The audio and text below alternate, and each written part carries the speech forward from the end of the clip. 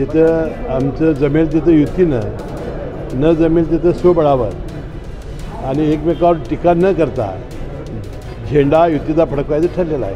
ही आमची जागा आहे असं आमचं म्हणणं आहे. शेवटी तिन्ही पक्षाची नेते मंडळी बसून हे कुणाला द्यायचं हे ठरवतील. म्हणून आमचा अश्वमेघचा घोडा हा जिंकणारच आहे.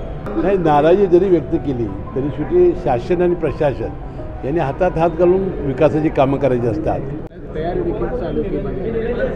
नाही, यापूर्वी अनेक पक्षांनी जिल्हा परिषद, नगरपालिका आणि महानगरपालिका निवडणुकीची तयारी सुरू केलेली आहे. यापूर्वी अनेक वेळा आमच्याही बैठका झालेल्या आहेत आणि शेवटी एकत्र लढायचं असल्यामुळं जिथं आमचं जमेल तिथं युतीनं, न जमेल तिथं स्वबळावर आणि एकमेकावर टीका न करता झेंडा युतीचा फडकवायचं ठरलेलं आहे. आजच्या विजय संकल्प मेळाव्यामध्ये पदवीधर निवडणुकांच्या संदर्भात देखील दादाने भाष्य केलं आहे. परंपरागत ही जागा आमची आहे, तुम्ही देखील याआधी आपला अश्वमेध सोडला असं वक्तव्य केलेलं होतं.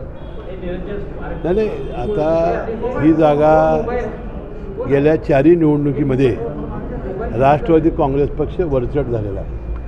गेल्या वेळा ही जागा राष्ट्रवादी काँग्रेस पक्षाने जिंकलेली होती, अरुणांना लाड. त्याच्यानंतर अरुणांना लाड आणि सारंग पाटील यांच्या बंडखोरीमुळं ही जागा गेलेली होती आमच्याच पक्षातल्या. त्यानंतर जनता दलाचे शरद पाटील हे एकदा निवडून आले होते आमच्या पक्ष म्हणजे सगळ्यांच्या साथीनं. त्यामुळं हा राष्ट्रवादीची जागा असल्यामुळं ही आमची जागा आहे असं आमचं म्हणणं आहे. शेवटी तिन्ही पक्षाची नेते मंडळी बसून हे कुणाला द्यायचं हे ठरवतील. म्हणून आमचा अश्वमेघचा घोडा हा जिंकणारच आहे. खरं तर अरुणांना लाड यांचे चिरंजीव शरद लाड यांचं मंगळवारी भाजपमध्ये प्रवेश होतोय आणि त्यांनी क्लेम केलेला आहे, उमेदवारीवर देखील क्लेम केला नाही. ठीक आहे ना, आता त्यांनी कुठल्या ह्याच्यात प्रवेश करावा हा त्यांचा भाग आहे. परंतु गेल्या वेळा कोल्हापूर जिल्ह्यातल्या मतामुळे ते निवडून आलेले होते आणि कोल्हापूर जिल्ह्याच्या पदवीधरांची संख्या मोठी आहे.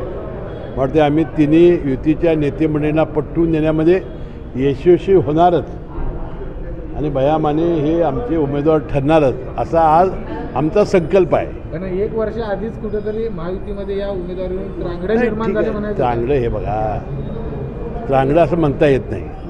मागणी करणं हे काय त्रांगडं आहे काय? मागणी करणं, योग्य क्लेम करणं, आपली बाजू मिरिटनं समजावून सांगणं, याला त्रांगडं कसं म्हणता येईल? अश्वमेध विजय होणारच म्हणतात. अश्वमेघ म्हणजे अश्वमेघ, त्याला काय? काल पालकमंत्र्यांनी आणि शहराच्या आमदारांनी महानगरपालिकेतल्या अधिकाऱ्यांची 3 तास जवळपास बैठक घेतली. अक्षरशः झापला आणि त्यांनी अक्षरशः खंत देखील व्यक्त केली आणि अधिकारी ऐकत नाहीत अशा पद्धतीचं एक संदेश गेलेला आहे.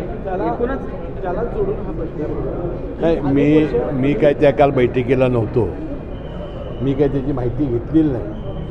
म्हणजे आपण शासनात आहोत, जर अधिकारी चांगलं वागत नाही त्याची बदली केली पाहिजे आपल्याला. पण वारंवार तुम्ही अधिकाऱ्यांवर तुम्ही देखील नाराजी व्यक्त केली आहे जाहीर कार्यक्रमांमध्ये. नाही, नाराजी जरी व्यक्त केली तरी शेवटी शासन आणि प्रशासन यांनी हातात हात घालून विकासाची कामं करायची असतात. मला वाटतं ह्या पद्धतीनं काम होण्याची आवश्यकता आहे.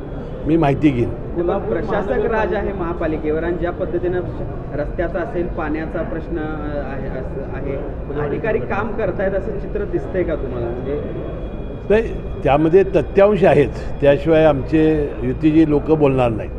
म्हणून ते दुरुस्त करण्याची आवश्यकता आहे. जर अधिकारी जर काम चांगलं करत नसतील तर त्यांना बदलण्याची आवश्यकता आहे. सर साहेब, आपण पाहिलं तर काल जे बैठका झाल्या महायुतीच्या नेत्यांनी बैठका घेतल्या, या बैठकांमध्ये अक्षरशः एकीकडे तुम्ही महायुतीचे नेते त्यांना झाडत होते, आता दुसरीकडे हेच नेते मोबाईलवरती गेम खेळत बसलेत, लग्न जुळवत बसलेत. अधिकारी गांभीर्याने घेत नाही येते नेत्यांना. मी ते सांगितलं ना, अशा अधिकाऱ्यांना तात्काळ कडक कारवाई करण्याची आवश्यकता आहे. सर चला.